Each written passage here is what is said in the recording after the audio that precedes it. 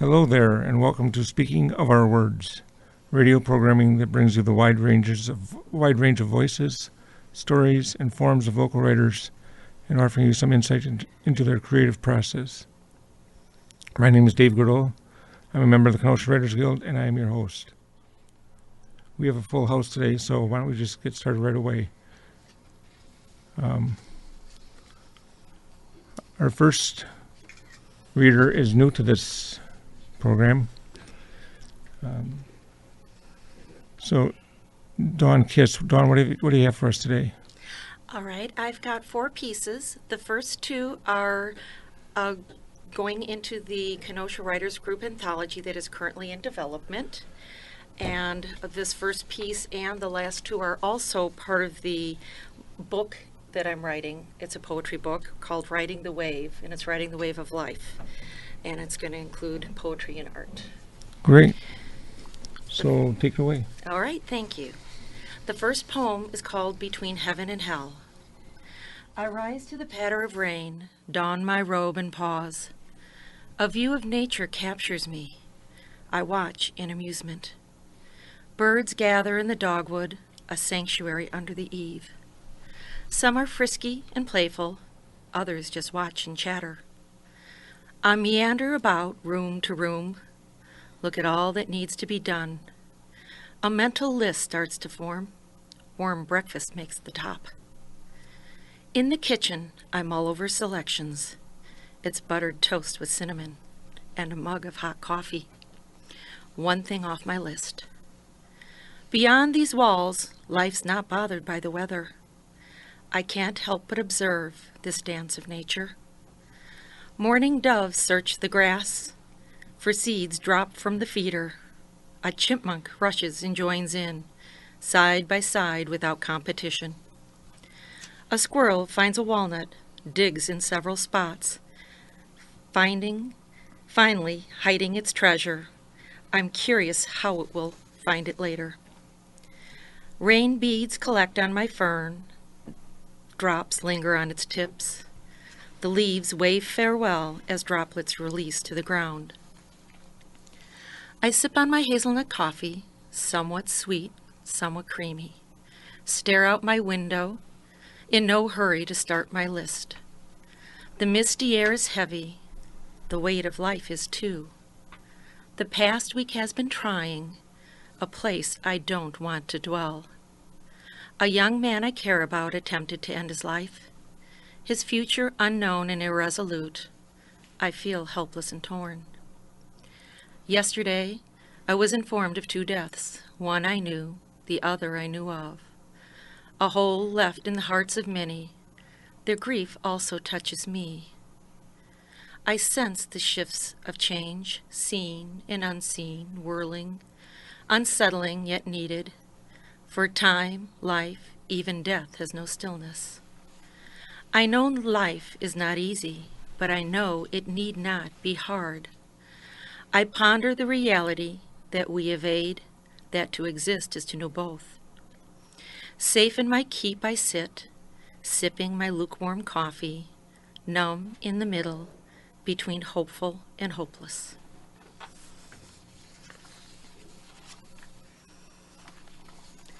The next one I have is called The Ivy Leaves Fall. Dust lingers on mementos gathered through time. Some were gifts, others needless weight. Each piece cleaned with care, packed away in a box. I know I should let them go. Something inside is not ready. I close the box and store it downstairs. Their fate will be decided later. I'm in need of a change, one I've put off too long. I start to scrape the walls. The paper holds on tight, as if the past is embedded, not wanting to let go. I perceive, and bit by bit, the ivy leaves fall.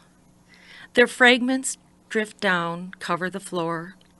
I pick them up, then scrub the bare walls. How very empty and cold the space feels. I suppose there's grieving when letting go, during the transition to what could be. The patterns of old are no longer visible, scraped away for a sort of facelift. A fresh coat of paint and a new floor has renewed it with room to flourish. This space feels lighter, as do I.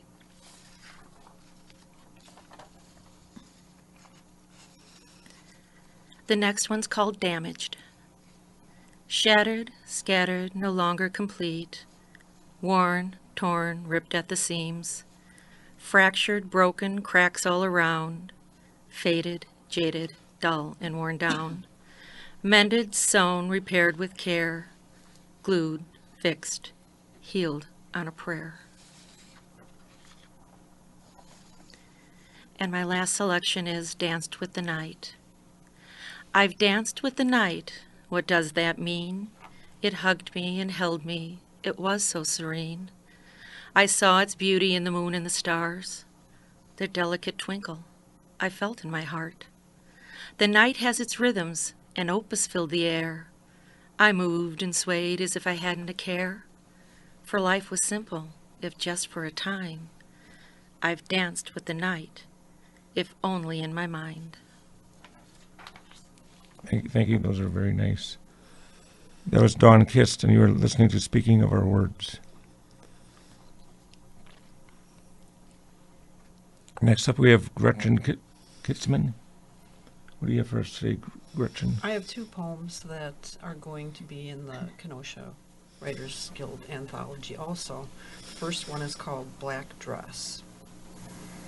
I was going to wear the black dress that I wore to Vicky's wedding, the one hanging in the closet in a plastic bag. It was long, but it was altered.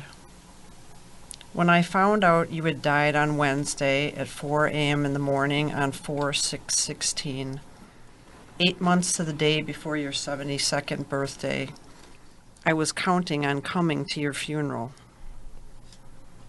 I know you don't have to wear black to funerals anymore, but I thought I would out of respect for you and for the past and for our past together. I could wear green if I wanted to. That was your favorite color. Like a non-virginal bride wearing white. It used to matter, but doesn't anymore. You were born in Texas and you died in Texas. I suppose there is some irony there. Technically, you were a native Texan from Illinois. I was watching through the wormhole, digesting the principle of conservation of information. Once something is, it always is. That means that part of you is still imprinted here forever.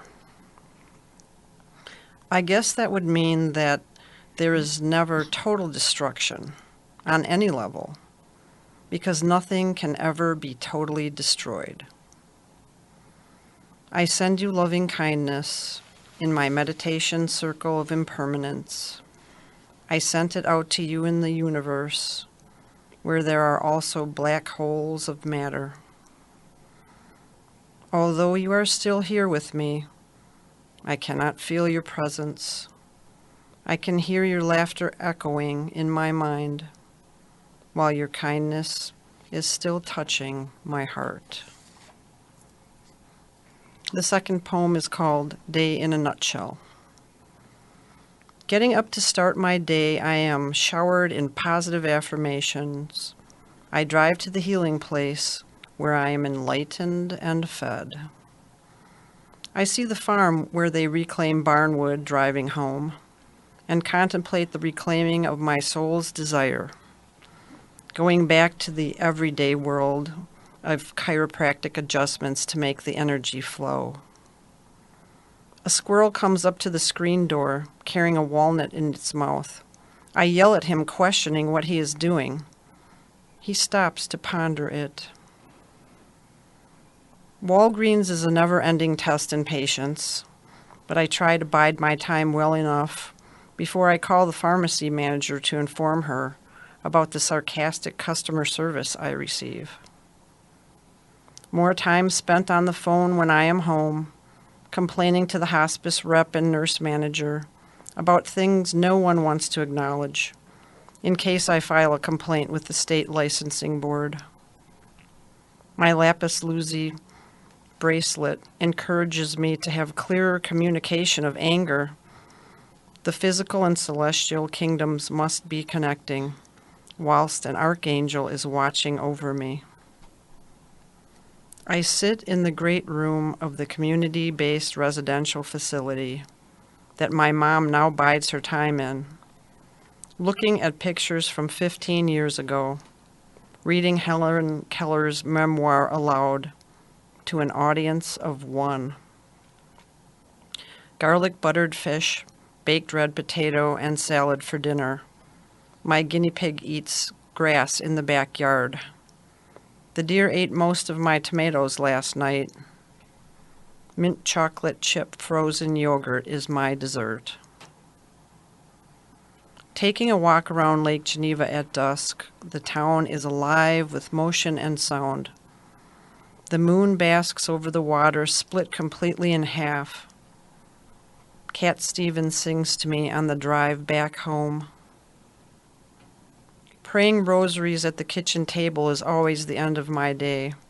I light a candle, take the rest of my vitamins, and afterward watch TV on the blood donation couch that is Kay's. Very good. Thank you. That was Gretchen Kitzman, and you're listening to Speaking of Our Words. Next up, we've got Darleen Colman. Hi, Dave. First, Darleen. I have a couple of poems. Okay. The first is called Permanence. See the yellow brick house on the patchwork cobblestone street. A faded blue blanket stretches across the front windows, a magic shield those inside peek through, when they choose. Used to be sidewalks filled with sky blue squares, smooth stones holding place as kids roller skated up and down the block. Look in the backyard now. A raggedy girl digs a hole with an empty tin can. Door to the basement propped open with a sack of kitty litter. Used to be Esther's House of Beauty downstairs. Waves of stink still permeate the air, where the washer and dryer buck and sway across the floor like old people dancing. Used to be neighborhood ladies parading down and back up the steps, squinting into the late afternoon sun, lacquered heads shrouded in plastic, heading home to their unlocked doors. See the once proud Cream City brick house, stuck, dwarfed by neighbors shuttered and fish-tailed, steep gables crowned with copper weather vanes of roosters or some other charms of luck, or metal and glass monoliths, prisons for the wealthy. See how the yard behind the little brick house stays rocky, how glass rises like crocus every spring. Watch as the girl buries something small and furry. See her tears roll and plop in the mud. See the cloak of sunshine, only free thing on this island of have-nots, spread around her thin shoulders. Hardware, dime, beauty shops, mom and pops, gone. Crack houses, cash for gold bodegas, all that followed, fed to giant dumpsters. Boys with puffed-out chests and droopy drawers pushed out to bleaker shores, their turf swallowed overnight. Last holdout on the block is this little house. Its pale bricks need someone who gives a shit, someone who has a buck. Everyone knows which way the wrecking ball swings. It swings for the yellow brick house, destined to be dozed and displaced, a slick box pried into the open wound of your soil. Used to be, people could live with just one bathroom, hot water tank in a corner of the kitchen, kids playing out till the streetlights came on. Someday, flowers will be planted over the little grave dug with love in a tin can. The raggedy girl will be long gone somewhere else, maybe sitting at a window far up, pondering the high cost of tulips in winter. Buried will be the stench of chemical waves, and buried her attachment to small, soft things, permanence only in the stones. Okay, this next one is called Mine. The old woman stands at the curb, ecstatically claiming the junk pile. Yesterday someone moved, left remnants spread across the grass. She has dibs. A faded blue pickup cruises the block. The man and his Chevy have seen better days. Through the roll-down window, the driver leers. The woman reaches to touch the edge of the pile. This, everyone knows, is junker's etiquette. Her claim has been staked. Now back off. She thinks the man's stupid, plenty old enough to know the rules of picking. She got here first still. He has the wheels. All ears perk at the screeching orange refuse truck, belching and lurching down the street, adding yet another contender to the fight. Mine, shouts the woman, her fists in balls. The pickup driver flicks his cigarette onto the pile of junk, spits in her direction, and laughs. The orange grinder pulls alongside them. A skinny man springs from the door like a choreographed dancer and shouts, "Hey! Move your truck, and you," he points at the old woman, "better get out of the way. I have work to do, and this here is mine." The pickup driver sputters away, cursing. The woman wraps her arms around herself as if she's an ancient oak about to be felled and a hippie tree hugger all rolled into one. The refuse driver shrugs and jumps back into the orange truck. There are many stops on his route, and he wants to be home for jeopardy. Arms laden with junk, the woman's walk home is slow, but sweet with victory. And my last one is called My Aunt's House. As a child, I was happiest when my mother and I walked to the green and white house on Maplewood Street, leaving our third-floor apartment on raucous Western Avenue with its concrete yard empty, save for 5 smelly, rusted steel garbage cans. We walked for blocks and blocks and blocks until enveloped in a sweet cloud of fresh-mown grass. I found a secret hiding place, a nest in the middle of converged bushes, where mantled in the perfume of lilacs and peonies, I sat cross-legged, thinking about things. My cousin's shouts drew me out to witness a sparrow sprawled on the sidewalk. We scattered across the yard, scouring the ground for worms, while my mother fed him whiskey with an eyedropper because it worked for Billy, our parakeet. When his weightless body went cold, we wrapped him in layers of tissue and laid him gently in the center of an empty shoebox, tied with ribbon cut from Tommy's balloon. We had a funeral procession then, my mother, my aunt, my cousins, all marching solemnly around and around the bushes, before digging a hole with my uncle's shovel. We all looked up to see the freed balloon blending right into the sky. In the sun, peonies loosened their tight-fisted balls, shedding soft pink petals I held against my cheek to wipe away the tears. Later, I examined the big ants that roamed the flowers, dark and shiny as my Sunday school shoes, head, thorax, abdomen. Naming the parts made me feel solid. It was good to understand some things. When it grew dark, my cousins and I chased fireflies, transforming jelly jars into magic lanterns. Crickets sang loud nighttime songs, as birds slept in nests I couldn't see, but imagined safe and warm as my aunt's house on Maplewood Street. Wow. Thank you, Darleen. That was Darleen Colman, and you are listening to Speaking of Our Words. You are listening to Speaking of Our Words. Next up, we've got Marshall Smith. All right, Marshall. Very good. Thank you. What you got for us today? So the first poem I have is called Clouds, and it is about my father who is passed as of a few years ago. Clouds. The east is the color of blue-edged bone. Clouds pour across the sky. My father sits up weary, reading Robert Louis Stevenson all night, smoking Panama cigars, dreaming. His eyes drift back like clouds across the field of the page. He dreams of stalking elephants in steaming African jungles, coral snakes like springs on the arms of trees. He dreams of chestnuts scattered like children on Oklahoma lawns, red earth flaming at sunset, stars falling through his childhood. He recalls the half moon of a woman's shoulder sinking back into the grass.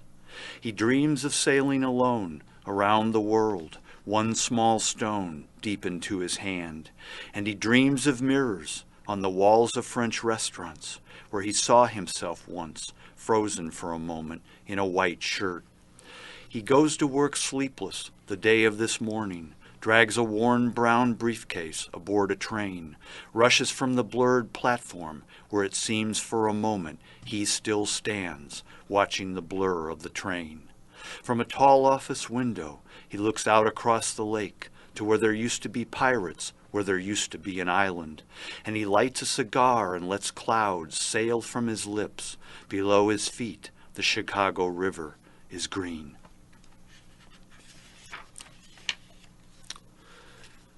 So this next one is called Clouded Sky, and it's about a Hungarian poet who was a casualty during the World War II, and he's a poet I've read in translation, who a poet I particularly love. So, and his wife, by the way, found his manuscript for the book that he published in his pocket as he lay dead on the road. Clouded Sky. I never met you, Miklos Radnoti, found on the road dead by your own wife, 1946. You were a poet crowned in death, a posthumous book discovered in your pocket. I wonder, how did you hide a sun in your pocket? How did it survive the final eclipse? When they buried you between the twisted roots, they could not bury your clear voice. It fell again with the next rain, and they heard you still from the sleep of sand. You speak to sand, are its slow, soft voice. Radnoti, you raised light from dark corners, love small things and background, high trees which first swim away in the red evening, then drown in the night. I can see you as it must have been, that first virgin spring post-war, marching off through mud into the trees, an April sky to become the background. This next poem is called Accident, and it's about my mother's suicide, actually. Accident. He found her in the car on his way in. Doris was there, dead, the sound of life like the click of a pistol. He left the residual fumes of car exhaust, scuffled into the house to pick up the phone, pausing to dial. The evening waited, already darkening. The kitchen blew cold. The floor creaked. A squirrel on the stoop struggled with a peanut. The table was set for dinner. And this last one is called Corfu, which is an island, a Greek island between Italy and Greece in the sea there. We took mopeds 40 minutes through the round green hills, the dun-colored Venetian fortress to the Mediterranean's blue edge. It was spring of '83, or almost, and how we came here I could not have told. The 4 goats or the green-eyed old woman I met halfway up the spiraling monastery road. I stopped to gaze down the distance between you and me, taking in the sadness of the sea, the coincidence of myself above the earth like a bird. And I turned back to snap a picture of the old woman smiling a toothless smile as she leaned for me on a branch of gnarled olive, her white goats bleating, curious and happy, waiting in the shadows of themselves. I went back to you, bathing on a deserted beach, back to a tiny $3 hotel with hot water once a day. I came back to this desk in a smoking American city with its broken factories, and lived among strangers who breathed the same air, but carefully. I came back to bars in my corner of darkness, talking to myself beneath an orange night sky. I left a monastery tucked away in green hills, and the dreams of one green-eyed Greek woman who held in her wrinkled hands the gnarled soul of an olive tree, to return to my own people and a life after 28 years I do not understand. Wow, that was great, Marshall. Thank you. Thank you very much. That was Marshall Smith, and you're listening to Speaking of Our Words. Next up, we've got Ron Larson. What have you got for us today, Ron? Well, okay, so this is first of all, I have to say that I really love some of the imagery. Return to America with the smoking cities. And they buried you, but they couldn't bury your voice. I really like that. It's good. Thank you very much. Okay, so this is, I'm writing a book on Wisconsin during the Civil War. It'll be published later this year. And this part is kind of in the middle of the book. It's about, in 1862, there was a draft in Wisconsin and a couple other states because they were short of enlistments. And so this is, and there were draft riots and draft resistance across the state. And there actually was draft riots in Port Washington, kind of a major one, and a smaller one in West Bend. So this is that little section of that chapter kind of detailing those. Okay. You know, yeah. And it just, whatever, so it'll, obviously it's starting kind of in the middle and ending, so I've been talking about the draft and then talking about, then I get into like this area where the resistance is. Ozaukee County, Wisconsin was immediately north of Milwaukee County. The majority of its 15,682 residents were foreign-born, most from Germany and Luxembourg. Of the 58 counties listed in the 1860 census, 15 had no free-colored population. Ozaukee was one of them. Because of its demographics, Ozaukee County was heavily Democratic. In the election of 1860, Douglas received 1,823 votes to Lincoln's 627. In 1864, McClellan would receive 2,056 votes, Lincoln only 242. Many of the residents of the county, especially the Catholics, did not support the Lincoln administration and vehemently opposed the draft. To them, the Republicans represented abolition and nativism. The draft was particularly unpopular with them, as many of them had left Europe to escape compulsory military service. Port Washington, with a population of 2,565, was the county seat and the second largest town in the county. As the county seat, it was the site of the draft drawing. William Poores, a lifelong Democrat, was appointed draft commissioner for Ozaukee County.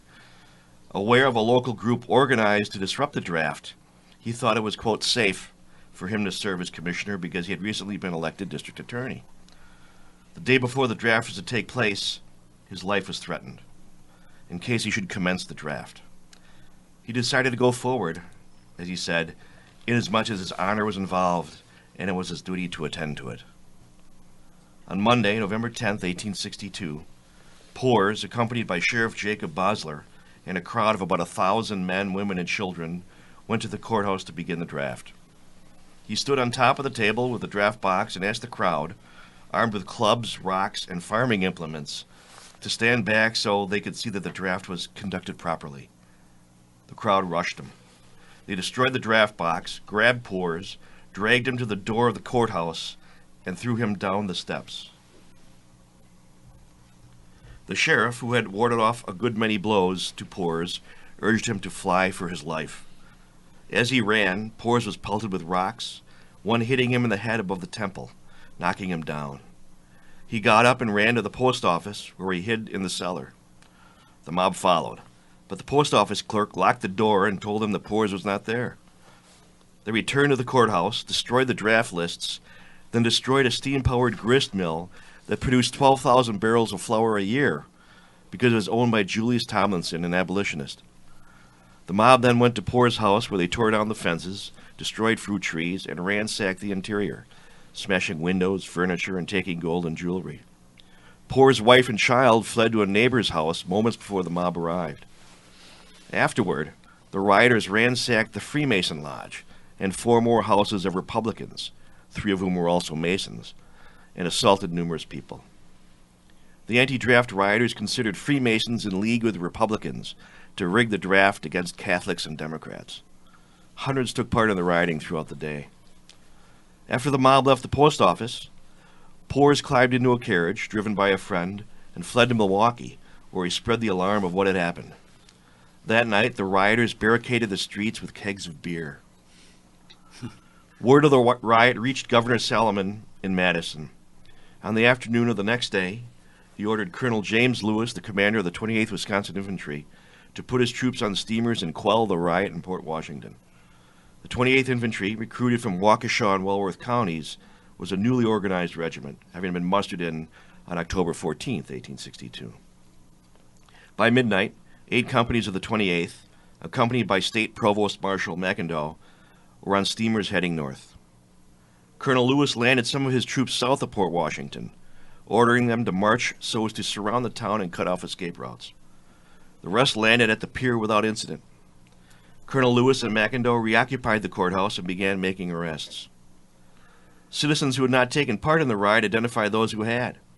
Eventually, about 130 people were arrested. A Milwaukee newspaper noted that, quote, the village looks as though a tornado had swept through some portions of it, completely gutting several fine mansions and devastating the grounds surrounding them. The soldiers, it reported, were treated in the most hospitable manner by the better class of citizens, who fed them all they wanted to eat. One day after the riot in Port Washington, West Bend and next-door Washington County saw similar but less destructive violence. E.H. Gilson, the draft commissioner for the county, had the draft ballots drawn by an 8-year-old girl without incident on Monday, November 10th. By the next day, however, word of the riot in Port Washington had reached West Bend. Gilson began drawing ballots on the 11th, using the same 8-year-old girl he had the day before. The county house was, quote, densely packed with Germans.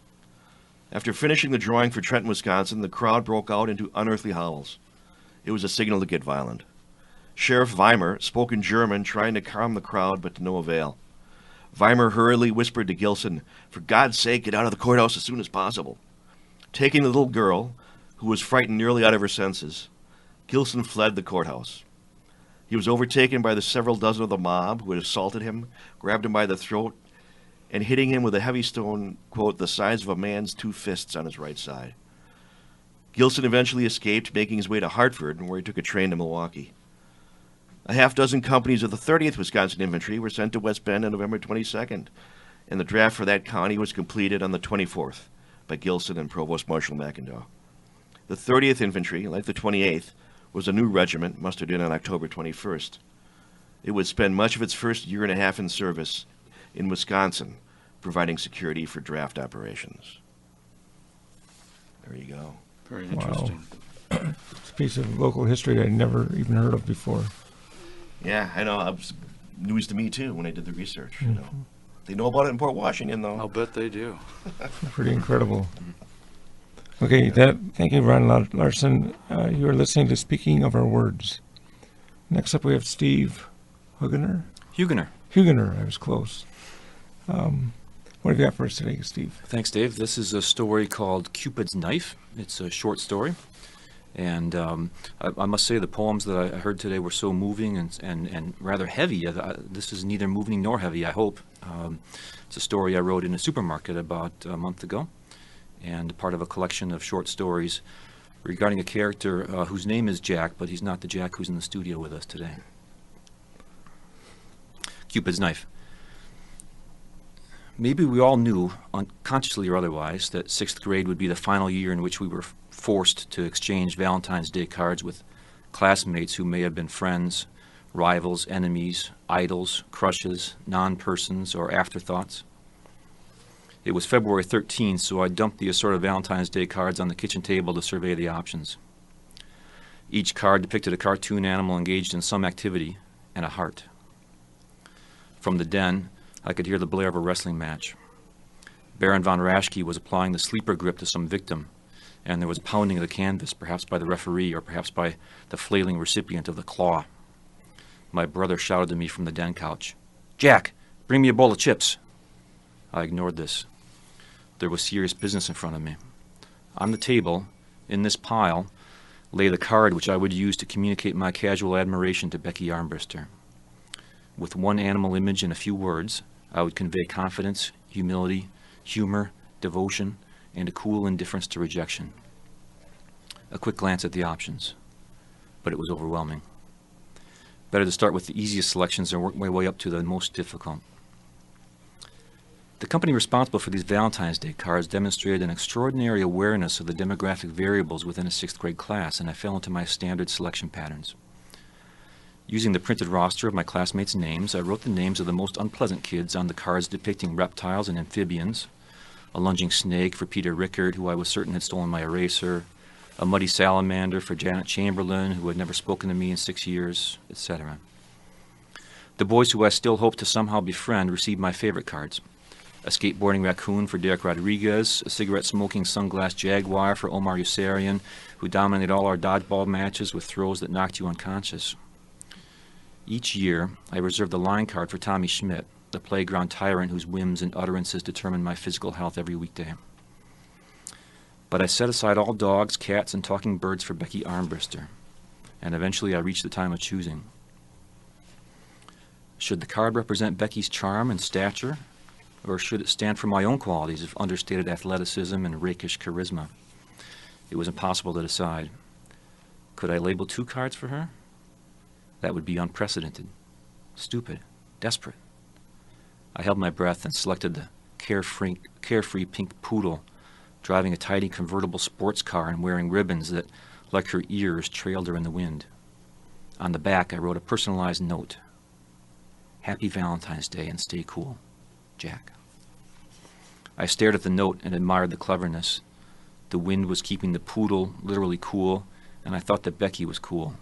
It was perfect. But what if she compared her card to the cards I had given to her friends? On all of the others, I had simply written Jack. Her friends would say that I had a crush on her, and they would whistle and sing. Would they sing songs of excitement or songs of mockery? I didn't want to give personalized cards to all these jerks and nobodies. A compromise.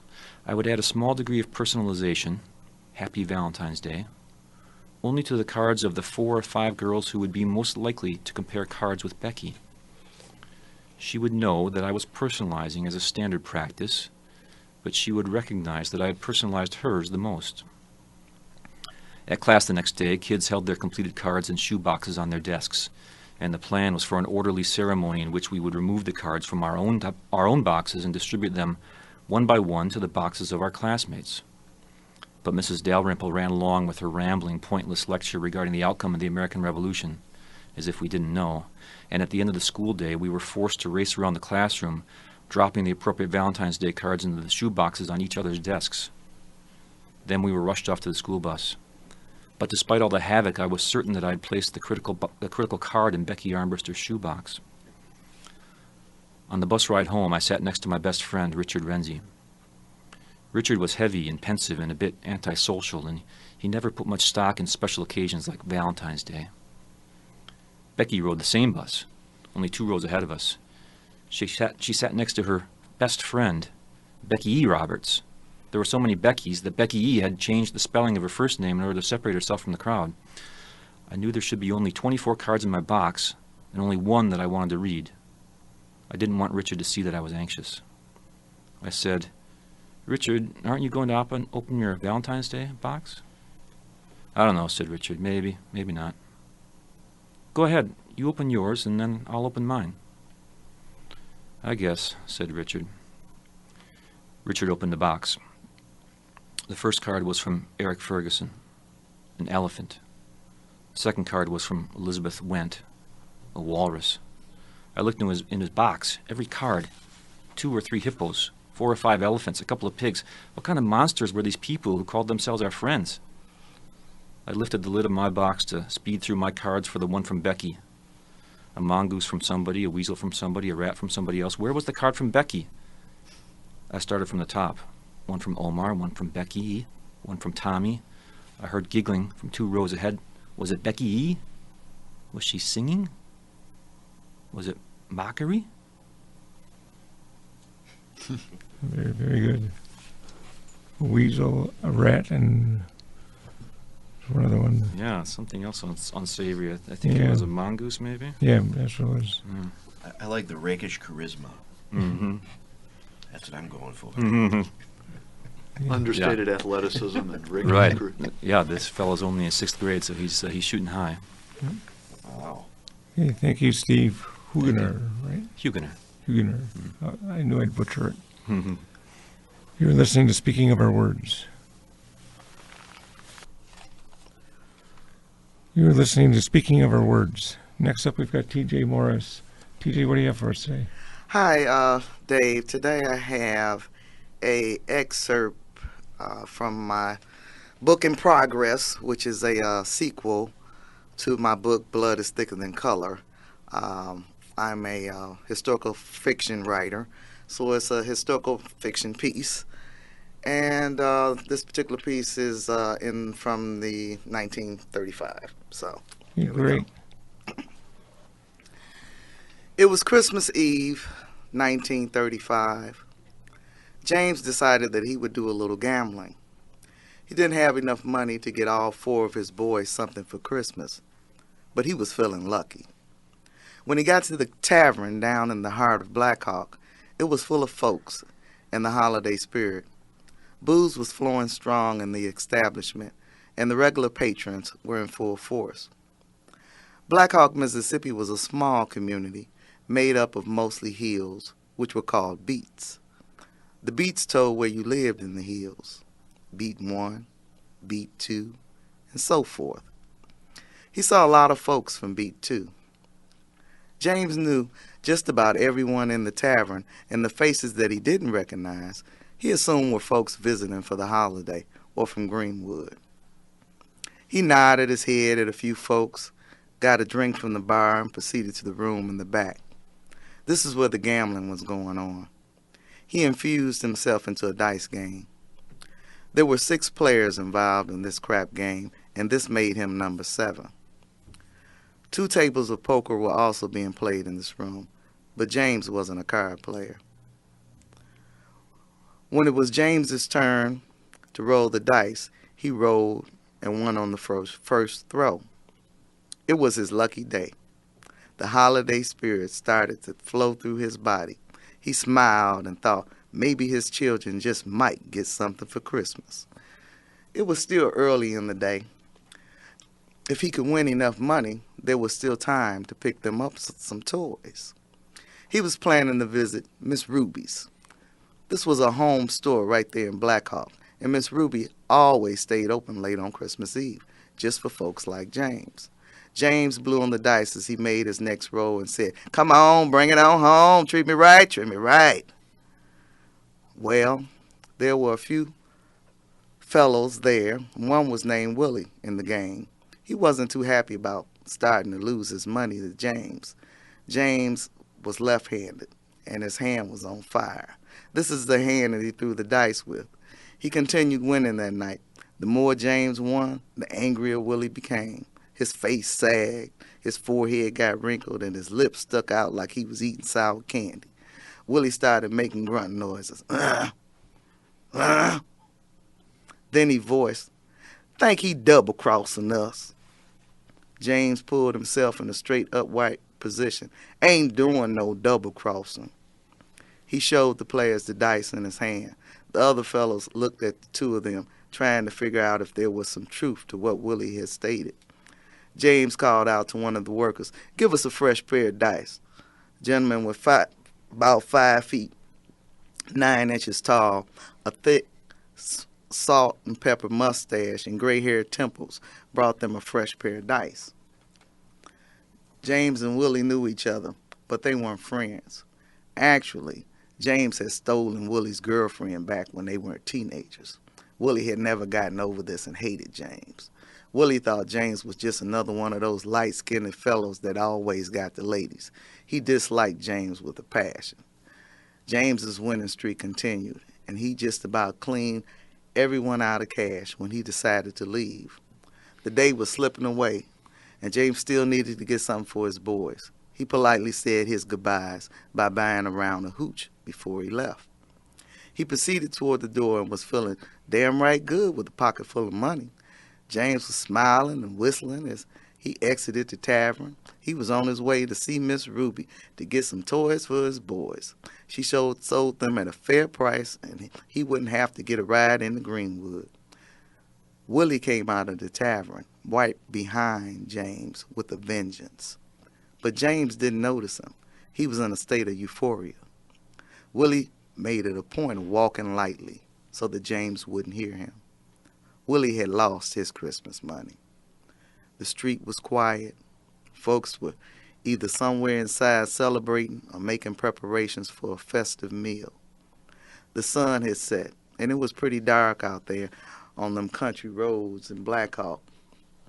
You don't want to be out there at night if you didn't know where you were going, because you couldn't see.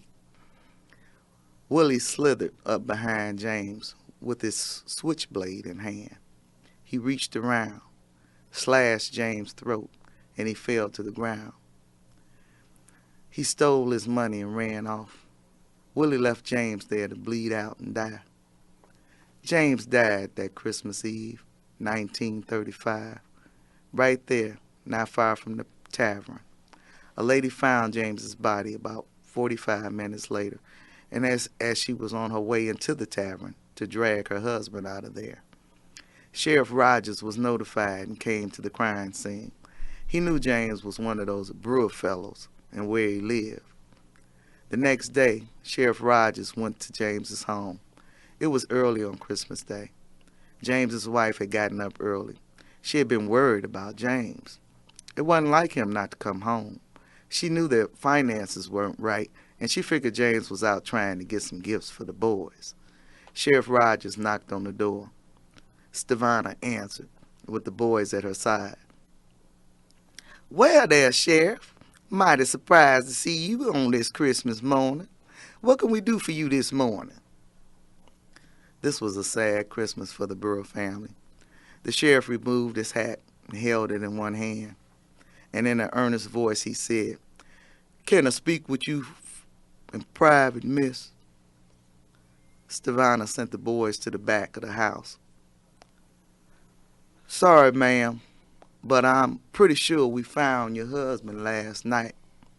We found him dead down there by that tavern on Main Street. Gonna need you to come and take rights to the body." Stevana dropped down to her knees and started crying profusely. "Lord Jesus, help me!" The boys came running from the back when they heard their mother sobbing. This is what James's children got for Christmas. Wow, powerful stuff. Thank you. Thank you, TJ. You're quite welcome. Thank you. That was TJ Morris, and you were listening to Speaking of Our Words.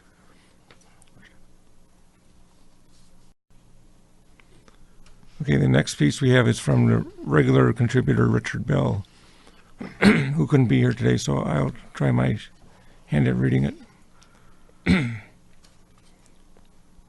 How to Write Short, Funny Stories by Richard Bell. Some people think that writing amusing stories is difficult, but it isn't if you keep in mind some simple tips I'm going to share. This will allow you to explore the exciting world of short story writing. First, sit down at your computer and open a Word document, or sit at a desk with pen and paper and write down the first thing that pops into your head. You wrote, "I wish I had a good job."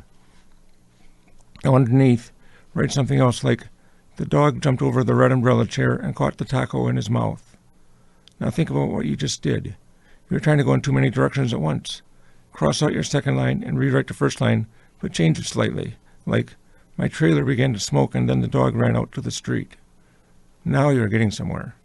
Write a little more, building on your idea, until you have a paragraph.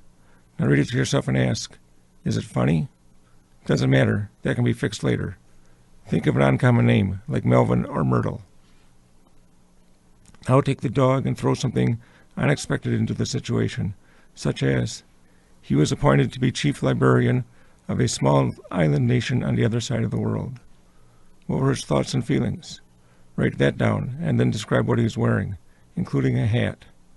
When you stop laughing, add a colorful description of your mother. Be sure to remove any references to politics and religion from your story, or else you will anger half of your audience, small though it may be. To be really funny, something bad has to happen to one of your characters, like Myrtle was driving the green car, which unexpectedly sprouted wings and began to fly, and then crashed into a lake. Can't you think of anything better than that? Maybe you should stop for a while, have a tuna sandwich, and then start fresh. Sometimes great ideas come after you have eaten and taken a nap.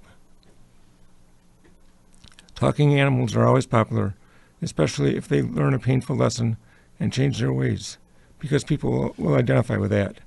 So now your dog named Melville takes office and drives his golf cart over the mayor, and everyone is horrified. What happens next? Remember that you have to keep your readers interested. Are you ready to give up writing yet? That's normal, but keep going by writing down random words that you hear from the radio, TV, or conversations, and put them in a story if you're stuck for ideas. It also helps your inspiration to slap your hand on the desk and shout, "Aha!"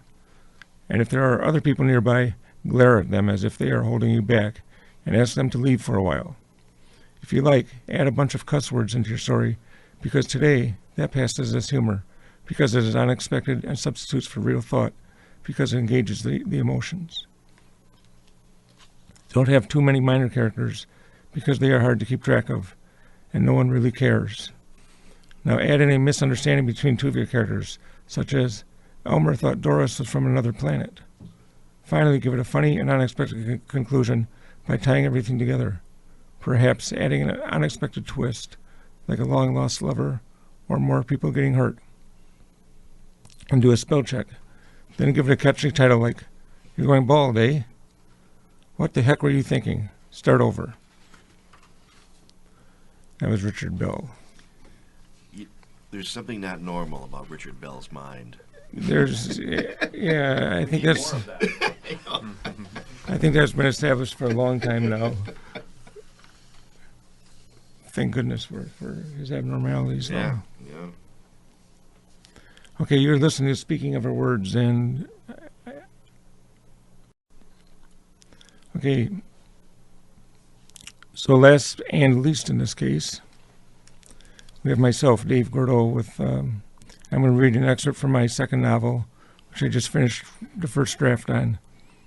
And so this is the second chapter. It's a short chapter that kind of sets the stage for everything that happens afterwards. So, so here goes.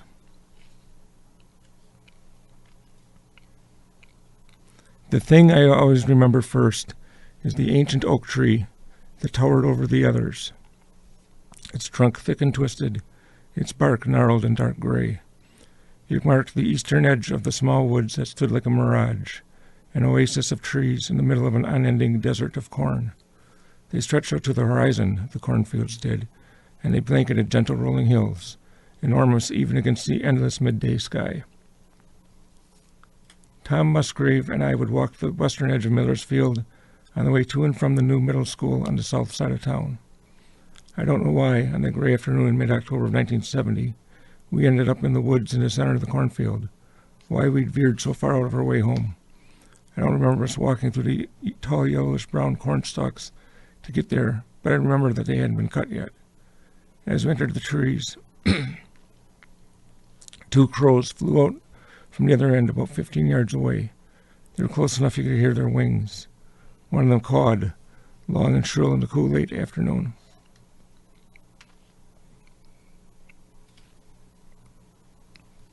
I saw him first. His eyes were gone. He was propped up against the trunk of the big oak tree, and his eyes were gone. There were big black holes where they were supposed to be. I froze, unable to move.